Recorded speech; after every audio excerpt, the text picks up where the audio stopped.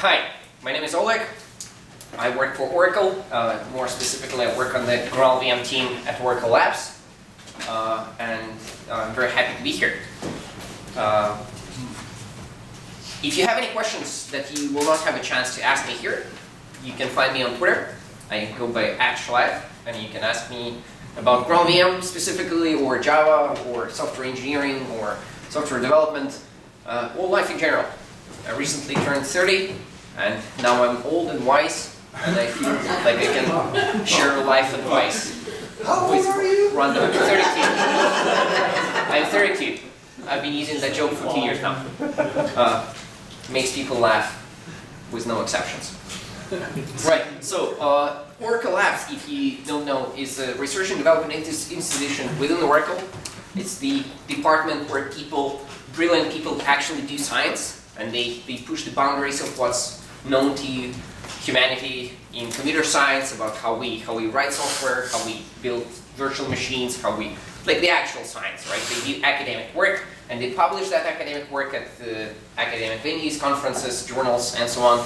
And then we try to convert that information, that accumulated knowledge, into products. So the ecosystem and the industry can use that data as well.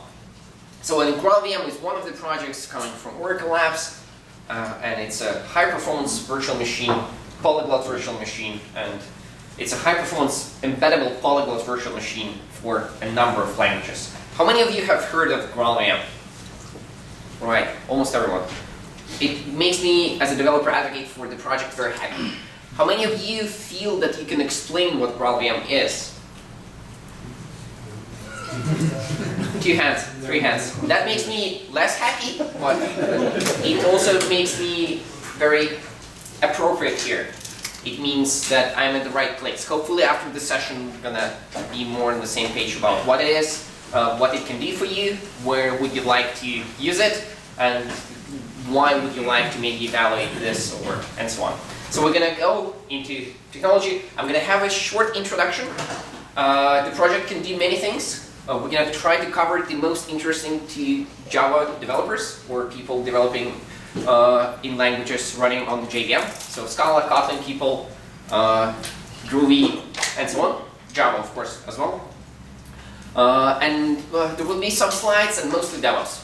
Right? If you feel that you don't understand something, just interrupt me. Let's do it as interactive as possible, and I will be happy to repeat or elaborate or answer a question. And just participation is good, right? Excellent. So let's start. Before we go into any actual interesting details, please do not make any forward-going business decisions based on the contents of this presentation. That is very important. GraalVM. GraalVM, as I said, is a high-performance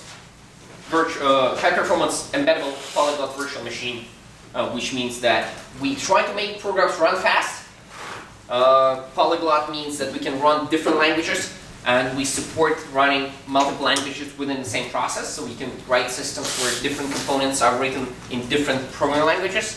And embeddable means that you can take that technology and put into your Java or native applications and enhance them with the ability to run programs in different languages. So it all started, I think, 8 years ago, with the research project about whether we can write a compiler for Java using Java, which is not how the compilers, just-in-time compilers, were written back then. And it evolved into this very interesting project that can do many, many things. So, I have this Zoom toolbar. Can you slide it up and out? Yeah, I'm not sure how to do this. Just click on it. Slide it up, and it will disappear when you go. Okay. No, wait. Like this. Right. Oh, excellent. Perfect. Right. So, in one picture, what GraalVM is and what it can do for you is this. Right. So, it's a virtual machine, and we currently have support for a number of languages. So, all the JVM languages are supported. So, if you run something on the JVM, you can run it on GraalVM. This as simple as it is. We have JavaScript, we have Ruby, we have R, we have Python, and we have everything that goes through the LLVM toolchain.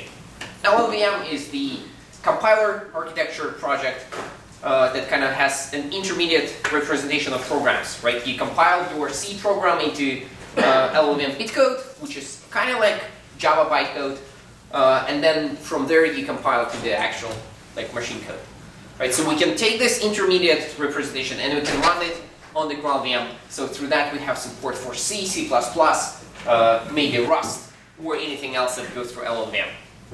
We can take all those languages and we can run them using GraalVM very effectively.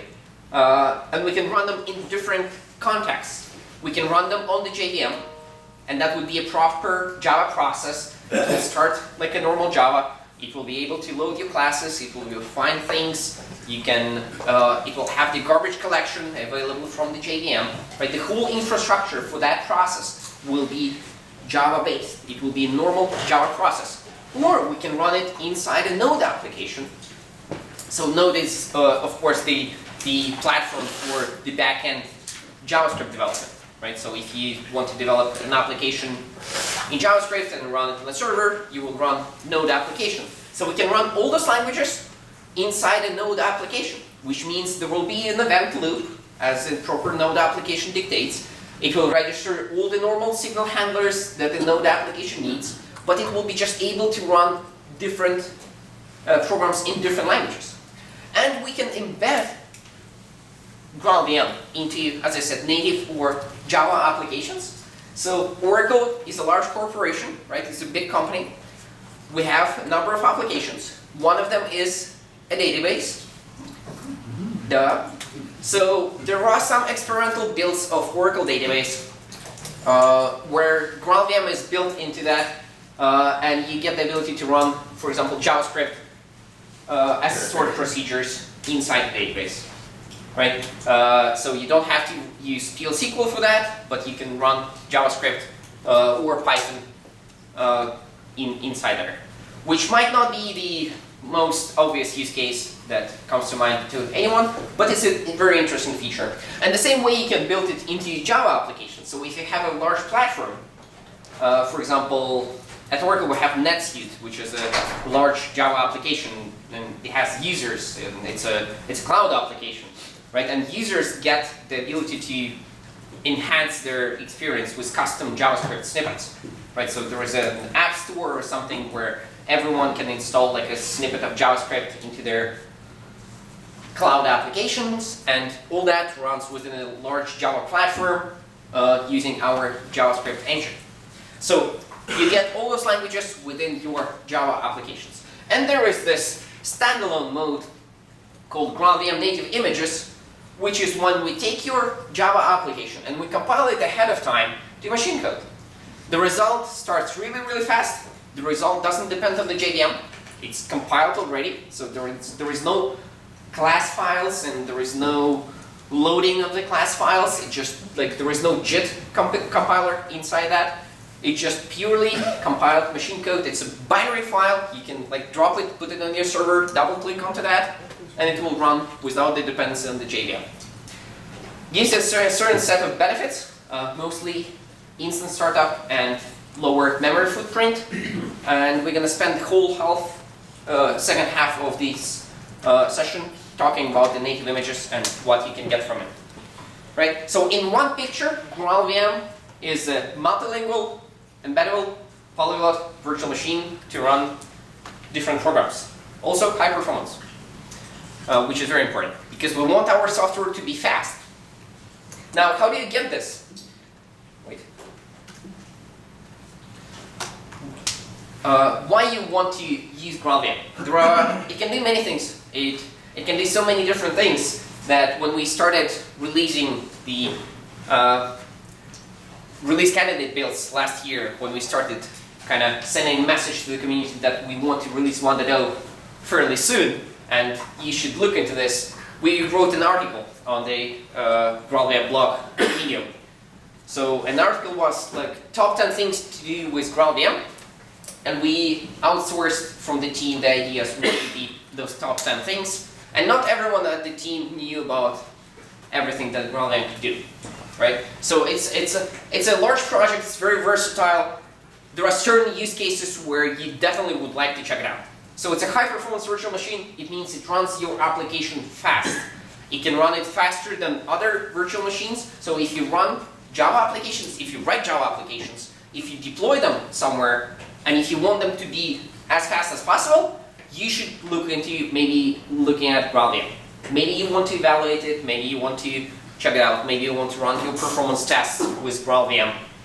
So faster runtime for JVM languages makes GraalVM excellent, right? The standalone mode, the GraalVM native images. If you deploy your Java applications to environments where startup and memory overhead are important, like if you run microservices or if you use function as a service, somewhere where you don't want to wait for the JVM to spin up and start compiling your classes to get to the peak performance, if that is important to your use case, GraalVM is interesting for you.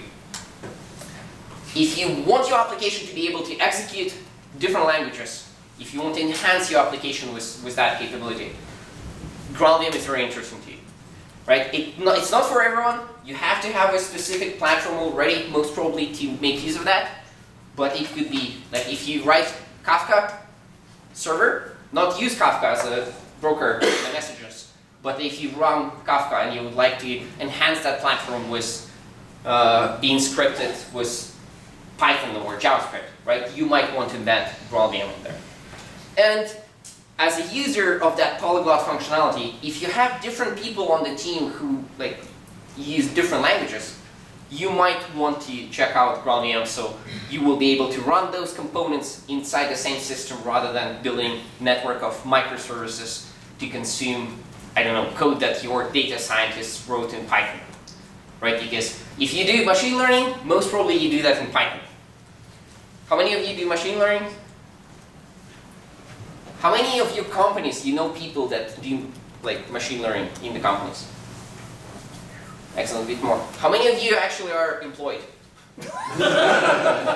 Excellent, very nice. You're still with me. Nice.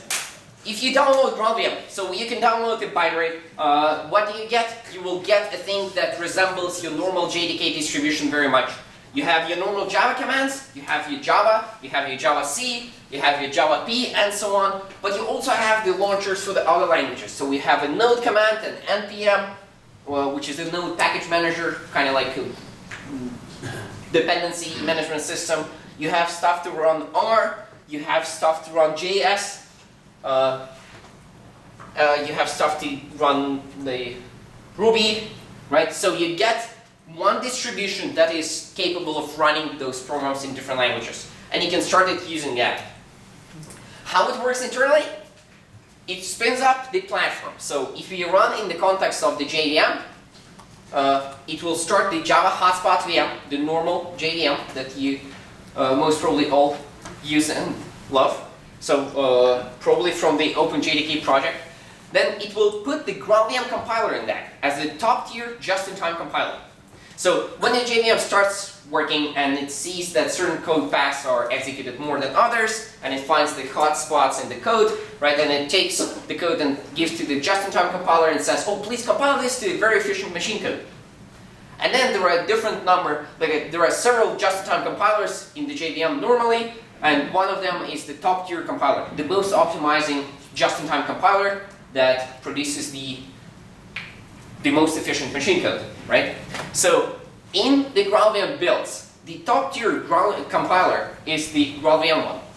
It integrates with the JVM through the JVM CI, which is a JVM compiler interface, which was added to OpenJDK 9, so a couple of years ago. I think it was JEP 243. So they added the interface to implement, if you want to implement a third-party compiler, just-in-time compiler for Java, you would implement that interface. So the GraalVM compiler uses that to hook into the JVM, and through that, you get the ability to execute all Java programs. So you get your normal JVM, you get the just-in-time compiler, and you can run your Java, you can run your Scala, Kotlin, and so on, right? All the JVM languages, all the normal programs It will do everything normally. It's just the peak performance of such program might be better because of the state-of-the-art just-in-time compiler. So normally, if you would like to add support for other languages, what you would have to do, you would have to translate the language, you will have to compile the language down to the primitives that your existing platform understands, right? So if you would like to run your Python on the JVM, you would need to figure out how to compile Python code to the JVM bytecode, which there could be a mismatch. A language could be very dynamic, it might not be so easy to translate to the vocabulary of the JVM bytecode, and you will have to maintain that. When your language evolves, you will need to kind of evolve your compiler as well. So this is the hard pass. Since we wanted to support multiple languages, we didn't go that way. So there is no translation of, say, JavaScript to the JVM bytecode happening in GraalVM. Instead, what we got, we created a framework, and by we I mean the Oracle Labs people, right? The brilliant engineers I joined just last February. So we created the Truffle framework, which is a language implementation framework for the GraalVM. It gives you an API to describe an interpreter for your language, right? So you don't specify the compiler yourself. You don't say that, oh, this Python list comprehension syntax translates to this specific bytecode pattern, right? You specify the functionality for that using a high-level API for the interpreter for the abstract syntax tree of the program. So this is, you represent the program as a tree, and every node in the tree is an operation, and you fix the semantics of that. So if you have the tree like +1, 2, you evaluate the children leaves first, and then every operation is fixed and is described using high-level language as Java, right? So you work on the source level. You never go into the bytecode or machine code manually, right? And then when it runs, it will automatically take that interpreter for the language, and it will apply the thing called partial evaluation and specialize that interpreter into a very efficient machine code compiler for that particular application that you're running at runtime. So that optimization will happen at runtime, and it will give you really good peak performance. So through that, we implemented the interpreters for the languages Ruby, R, JavaScript, and Python, and the LLVM bitcode. And then Node kind of is a platform, so it just floats there on the other side from the Java hotspot VM. If you want to run this in the context of the Node application, what will happen is that Node will be the top level container here, and then inside Node, the whole stack will run the same way, right? So you can run it within the Node application. Or if you would like to embed this structure in your application, you will replace this bit, and you will implement the components of the virtual machine that are required to run this stuff on this level. But you get the support for all the languages, all the tools for free, which is excellent. Right. How do you get all this good stuff? It's an open source project, so you go to the github.com/Oracle/Graal, and you can look at the source code, you can check what it does, you can see how it operates, you can build it yourself.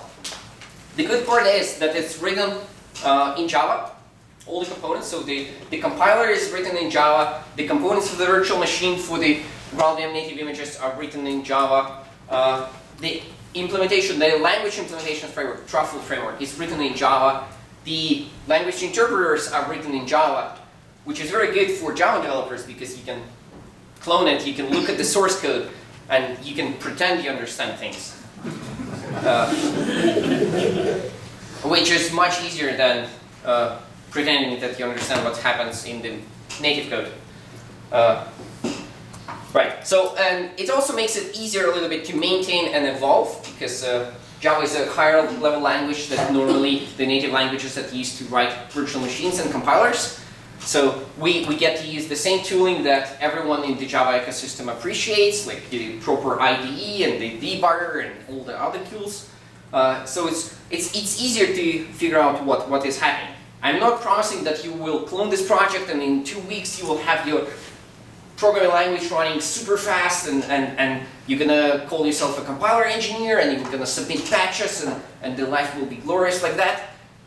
No, it still takes some effort. Like if you want to develop the compiler, you need to understand what the compiler has to do, but it's certainly easier, right? And you can examine what it does. So if you don't want to do that, you can just get the binaries and use it as any other platform that you are probably using. So there is a community edition, which is the open source bits packaged in the forum, and you can download that from GitHub. And there is the Oracle GraalVM Enterprise Edition, which is a proprietary product which we launched in May, which comes with a better just-in-time compiler. So it's probably going to run your programs even faster. So if you want, there are a couple of other features in the enterprise thing, but the main differentiator is the performance. So if you want this like state-of-the-art, even better performance, you might want to opt into using the enterprise edition, but they are functionally equivalent. So everything that runs on the GraalVM Enterprise Edition will run on the Community Edition as well. So you emphasize the performance spec. What is the actual percentage-wise leapfrogging the Community Edition in terms of enterprise? Right, the Enterprise Edition is faster. I got that one, but yeah, we're gonna get into that just in a second. Right, this is literally here the slide. First, let's talk about performance. Right. And let's not talk about this normally. Let's examine this, right? So I download my GraalVM and I'm gonna use the Enterprise Edition here. So you can see that if I show you the bin directory, you can see that this is exactly what I told you. I have my Java here. If I do which Java on my machine, you can see the text, right? I can make it a little bit larger as well, but then it's gonna get a little bit ugly. So if I do which Java, this is on my machine, this GraalVM's Java is added to the path, right? So everything that I run on my machine runs through our Java, unless specified differently, right? And if I do Java minus version, you can see that this is built based on Java 8, which is very convenient because this is the version that most people use currently. How many of you run Java 8? How many of you run Java 9 plus? Norm, 10%. Excellent. Lucky for the most of us, GraalVM builds are Java 8 based. What I can do now is I can run things. I can run things with using my Java. So in this terminal session, I will have my Java is Java 11 specified here specifically. Right, so I have my Java 11, which is the LTS version, what other people are probably using. So what I can do here, I have the file called top10. And this is the Java class. And what it does, we are reading a file. File name is given from the arguments. And we are reading the words from that file and we are counting the frequencies. So we are literally finding the top 10 words used in the file by frequency. This is a normal MapReduce exercise that is probably not what you do every day, unless you're counting words for a living. But it is more in Java, right? If you run Java 8 plus, you probably are using lambdas, you're probably using Stream API, you're probably trying to write the code more in functional style. The actual program here is not exactly relevant. We just want to have the Java program and we're going to run it and we're going to look at the performance numbers for this.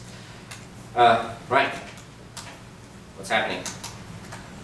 Excellent. So now I'm going to run this, and remember this was Java 11. So I'm going to time it and I'm going to Java and I'm going to top 10 and I'm going to send it on the large txt file. So I think large txt file is something like 50 meg or 90 meg file. So it's going to start. It's going to take a couple of seconds to go through that file, to parse the text, to split the words using spaces, and then count the frequency.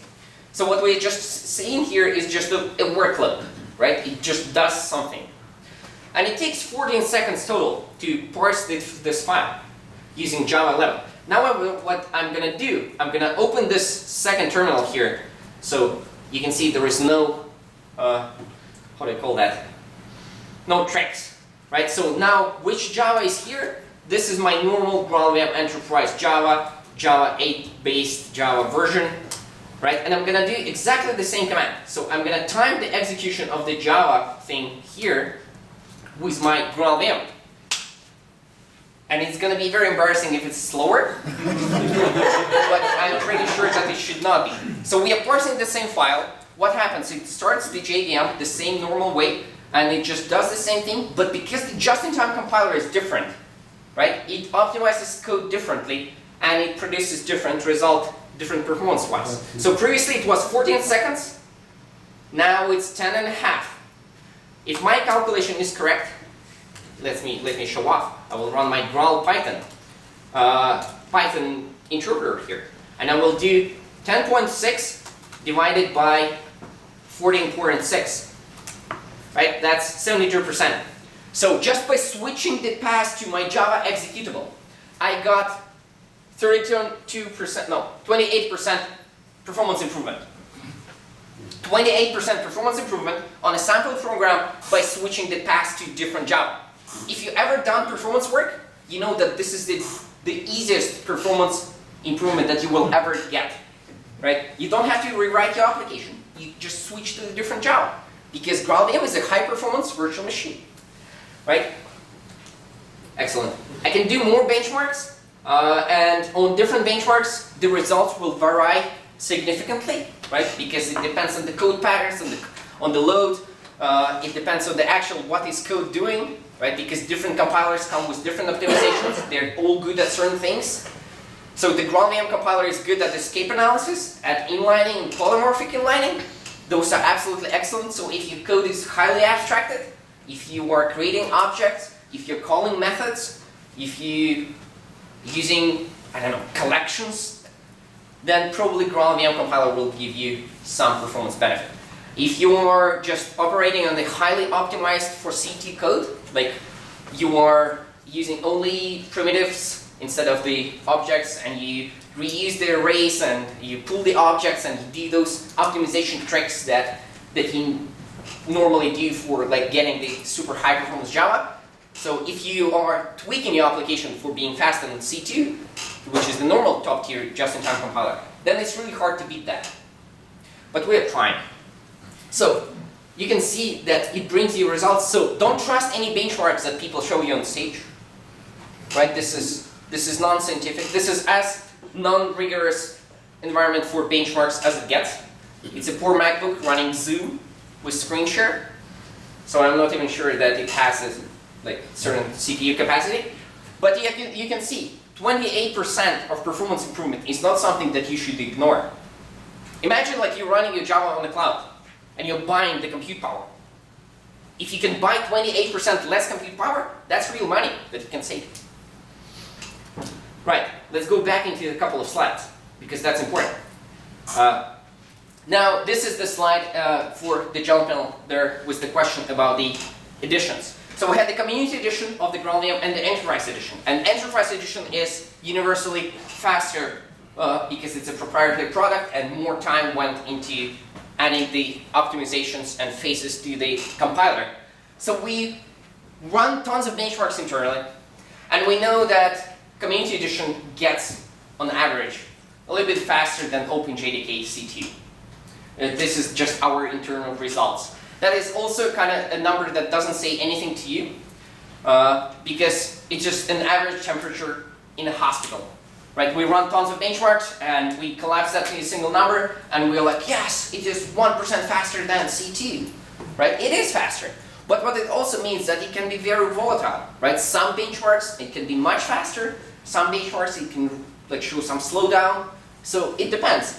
And you can see, recently, there was published the Renaissance suite of benchmarks, which tries to exercise the modern Java application stack. So there is some reactive projects and reactive API. There is some Scala setup. There is some akka. There is some Neo4j analytics that works with large memory allocated data. Right? So we try to pick the benchmarks which are representative of the modern workloads, maybe more than the typical benchmarks which were written like 50, 20 years ago, when Java was different. Right? 20 years ago there was no ACA. So if you run applications using Spring, like most probably you are exercising different code paths that I don't know, the capo benchmarks shows you.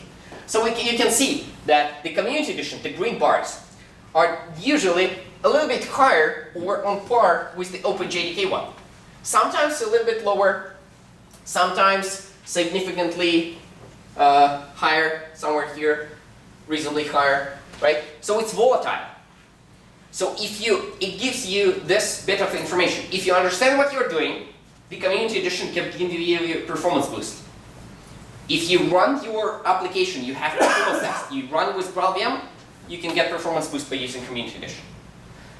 The enterprise edition is almost universally faster, both than OpenJDK and GraalVM community edition, which means that even if you don't understand anything about performance, you can get the GraalVM enterprise and you will probably get the performance boost. Right? So the amount of difference is depending on the given benchmark. I think I have a slide about that a little bit later as well. We run tons of benchmarks internally. We know that the highly abstracted code gets good results. So if you're using Stream API, you can read about certain optimizations that are benefiting GraalVM the most. We have good results on that. We have really good results on Scala code. So and here is where we probably can quantify the difference between GraalVM Community Edition and Enterprise much better. So for Scala code, Community Edition normally gives like 10% performance boost. And Enterprise Edition will give you 30, 35, 40% performance boost. So the difference is what, like 20, 25%? So that is to answer what is the difference between Community and Enterprise Editions. Doesn't mean a lot. What you should take from this is that we can run as many benchmarks as we want, but we cannot give you a number of the guidance, right? Because you have to run your code to figure out what is the performance impact. Because as you saw on the previous slide, right, it could be, especially with the community edition, it could be a little bit volatile.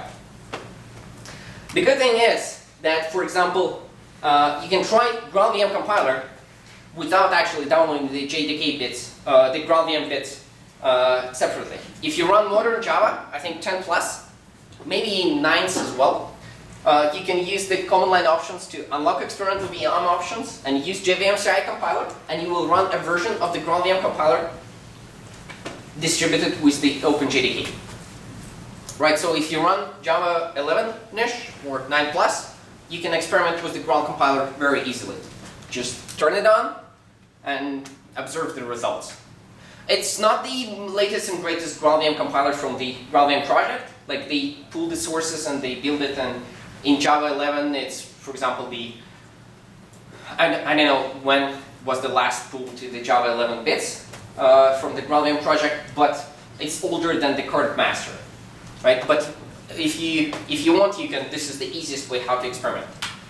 The results could be very different, and it depends a lot on the actual code. For example, if you run a certain benchmark for the matrix multiplication, which some people use to illustrate the benefits from the upcoming Valhalla project, the value types, the inline classes, they renamed value types into inline classes very recently.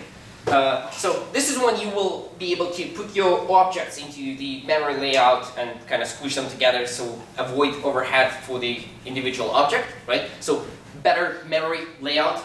And they show how much faster the code multiplying matrices like this would get. You can find that benchmark on YouTube. So if you run this with the Graal compiler in JDK 11, you get approximately 2x speed up. And yes, with inline classes, with value types, you get 10x. But that's when the value types will actually land. And with the GraalVM compiler, you can just get that immediately.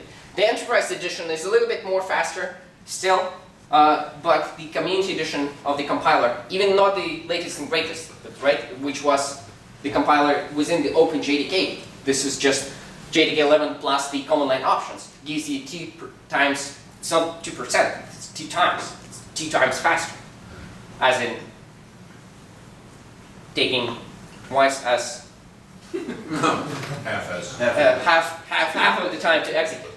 The reason for that is that in that particular benchmark, the matrices of the complex numbers were implemented as immutable data structures. So the complex number is a number with two parts, real and imaginary, right? So every time you do a math operation there, it creates new object, right? Because we want immutable data structures. It's easy to reason about as a developer because you don't modify the global state. So this is nice to reason about that you multiply this number with this number and the actual A and B do not change, right? Like you create new objects. What the consequence of that is that you constantly create new objects, which pressures garbage collection. You need to collect the dead objects. You need to allocate those objects. So this is where the escape analysis in the GraalVM compiler comes to shine. With the GraalVM compiler, we don't need to allocate all those objects, right? It can eliminate all those allocations and work with just like a few double primitives and just do the math operation and allocate it at the end where the object actually goes somewhere in the main memory. So that's where from the numbers like this come. So normally you would not, don't want to encourage you to expect 2x improvements. No, not gonna happen on the random code that you run daily, right? But this is encouraging enough, it should be encouraging enough to look at it, to download it, and to try it out. Right? Twitter is one company that is using GraalVM compiler. They're running their Scala microservice. Any people running Scala? We show great results. There is no reason not to look at GraalVM if you're writing Scala. So tell your Scala friends that, and try it yourself.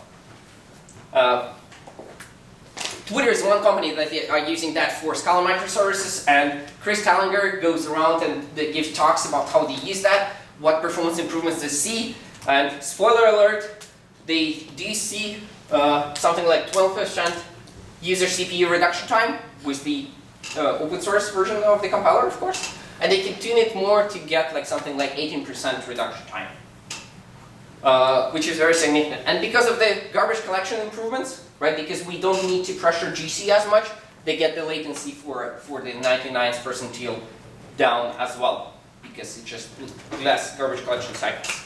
So 18%, imagine if you were working on Twitter scale, that is almost 1/5 of the traffic, right? So if you're operating like with 6 data centers, you don't need to build one data center.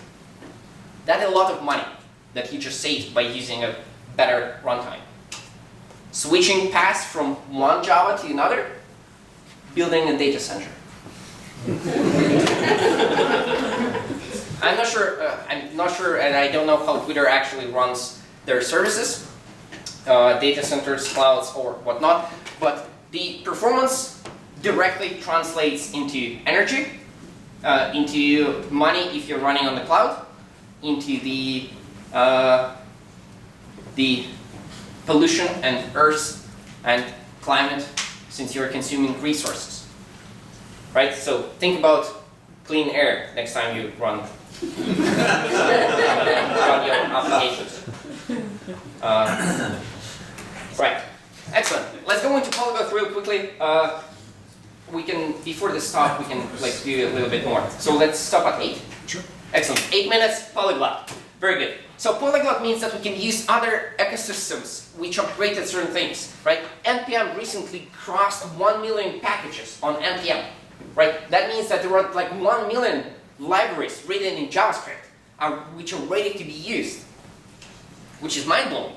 There is approximately 250,000 libraries on Maven Central, approximately the same amount on like Python and so on. What is good about those languages is that they're certainly good for certain use cases. Machine learning, Python, data visualization or any statistics or data wrangling. R is probably your language. If you write applications and you write front-end and back-end and you want to write them together, most probably you're using JavaScript, right? Or some people in your company are using JavaScript for that. So with GraalVM, you can take the best bits from those ecosystems and use that in a single process. And it's demo time again. So I'm gonna, how many of you run Node? Node.js?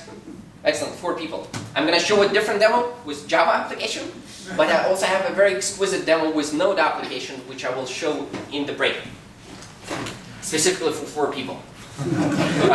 So I have my Spring application here, right? And it's a normal Spring application. I can just show you. I will show you this in a minute, but I will just start.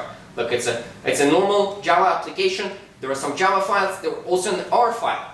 So what I'm going to do here is I'm gonna run it, the Spring Boot run application, and it will run using my normal Java, which is my GraalVM Java. And I'm gonna show you. Skip this version. No, future, remind me later. Doesn't matter. I'm gonna show you the source code to that. Right. So this is my project in IntelliJ IDEA. You can see that this is normal Spring Boot application. How many of you use Spring? Excellent. How many of you do not write web applications?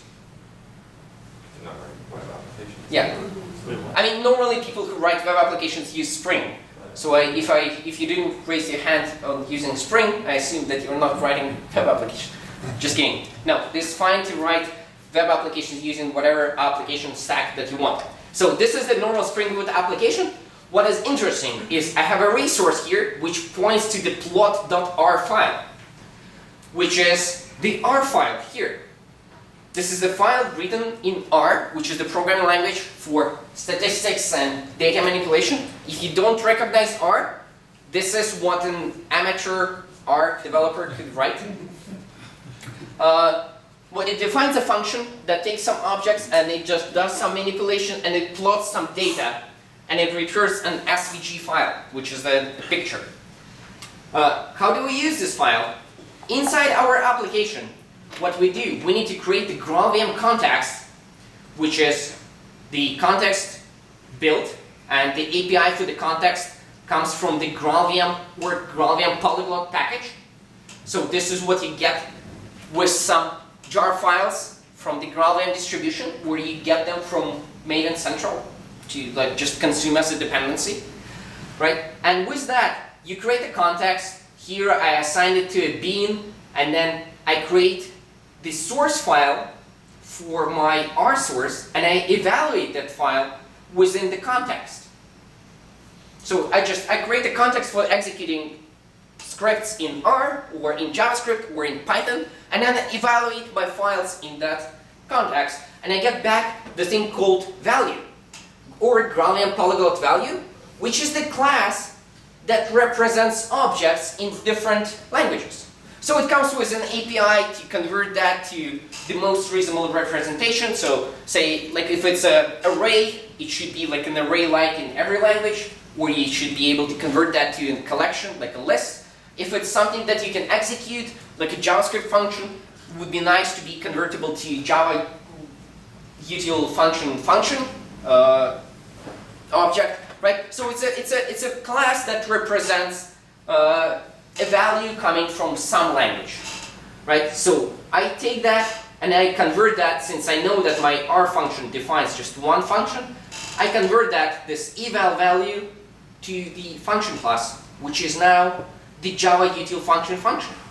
So after this, I can operate with this R function as I would operate with normal Java util function. How cool is that? Can you imagine? So next time when I'm using this plot function, I also define this as a bean, and don't do that. So having a bean with the definition of function from some object to a string, probably not the best practice. But you understand the point, right? So I take my R function, I take my R source, and allow my application to consume that as a Java object. And then I just apply that plot function to some random Java object, inside which I have a random Java value, Java double field.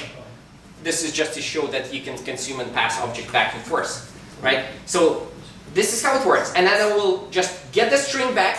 My SVG is a string, and I will just returning the string to the browser.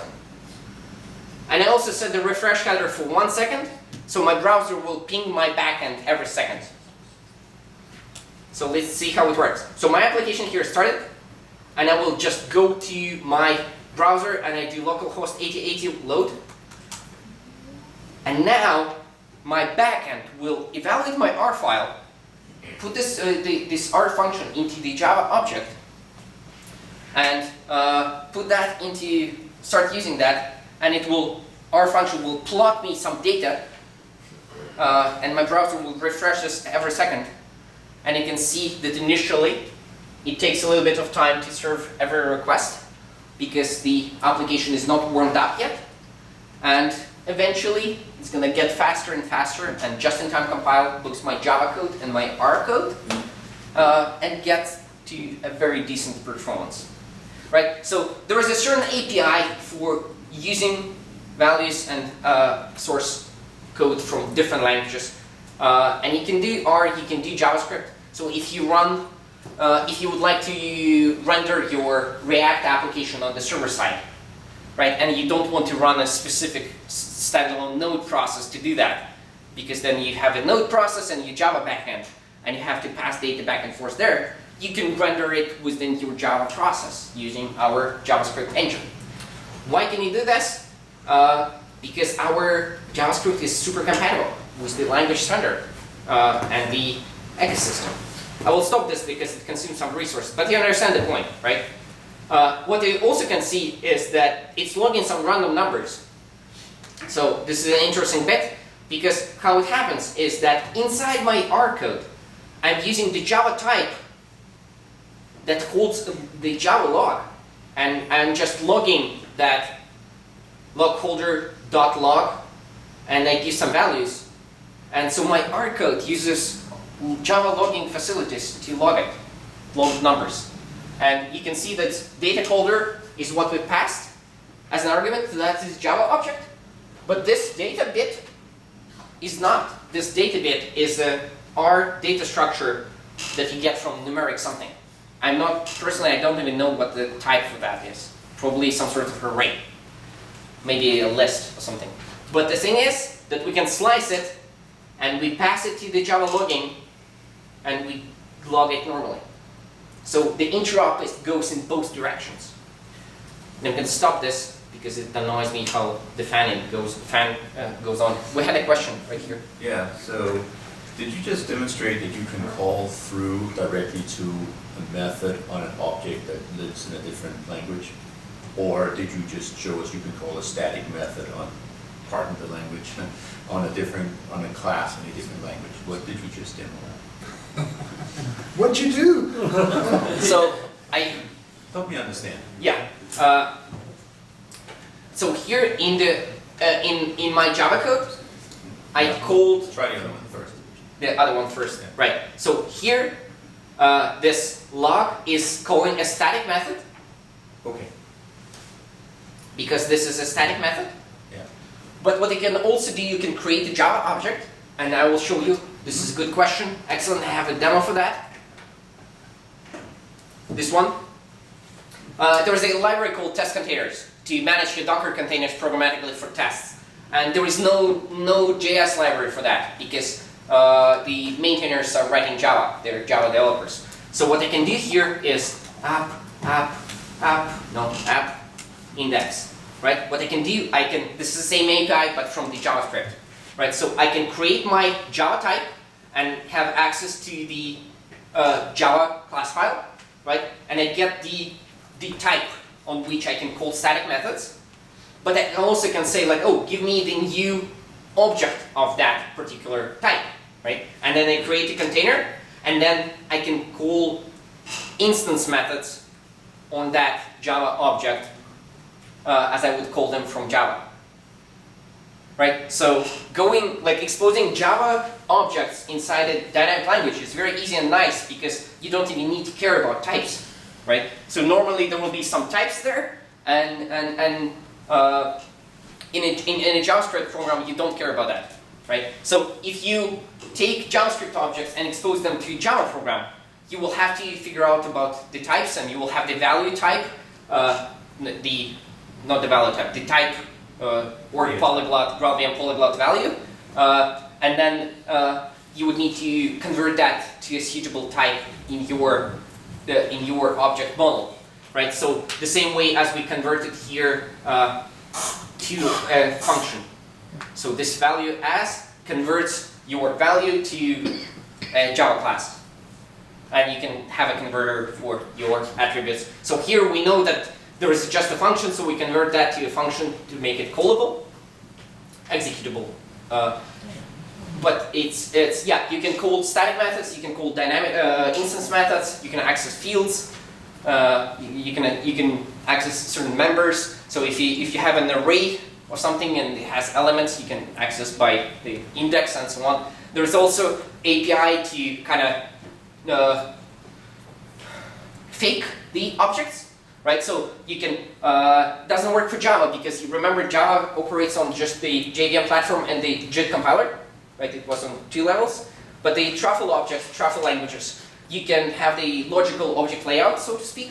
So you can have an array that is computed on the fly. So for JavaScript program, that would be a JavaScript object, but it will not be backed by the memory section that actually represents an object, but it's just computed on the fly.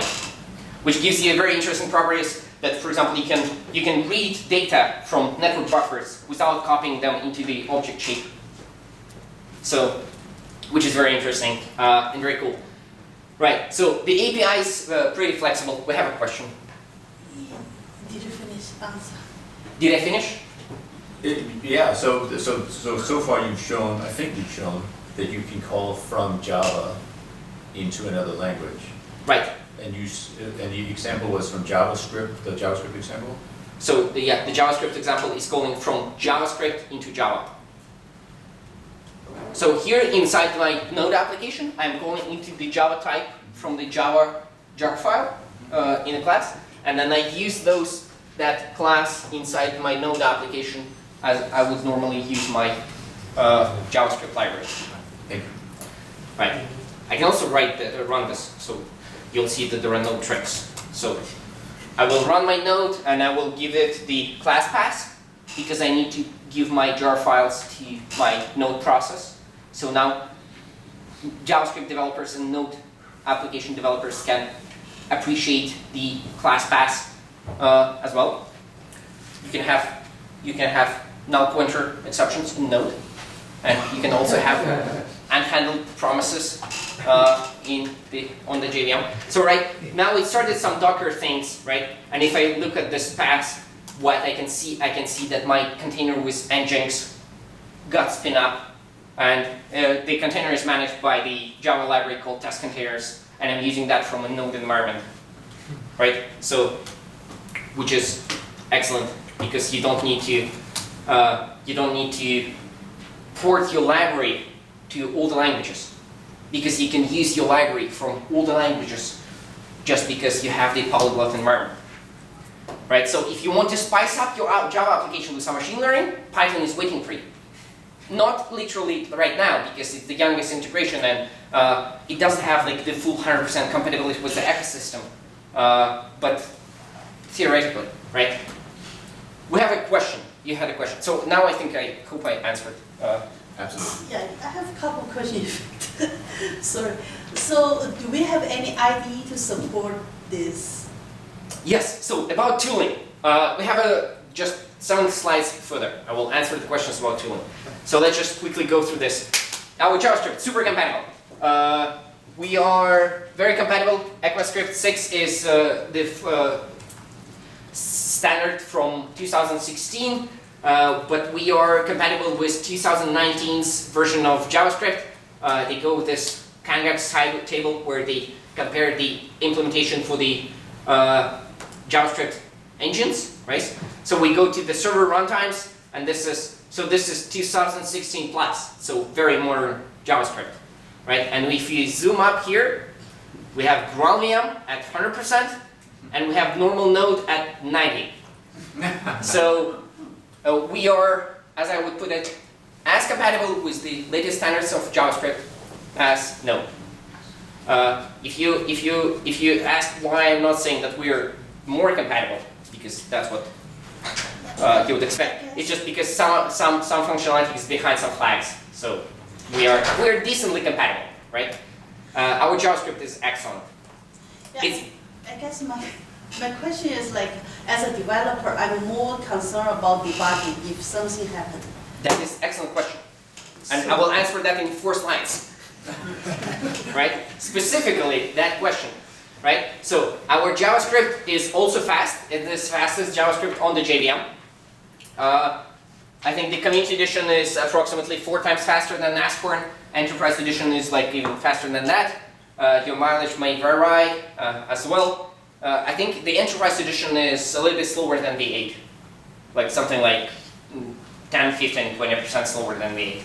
But we can run with large heaps because we leverage the JVM infrastructure. If you want to run your Node.js application and give it like 100 gigabytes of heap, don't know why, but you can. Right? What else? Our R. Also, JavaScript is available as just a bunch of dependencies. Our Ruby is fast. Our R is fast. Our Python is getting compatible with the ecosystem as we speak. It's the youngest. We are mostly targeting the machine learning use cases right now, NumPy, SciPy.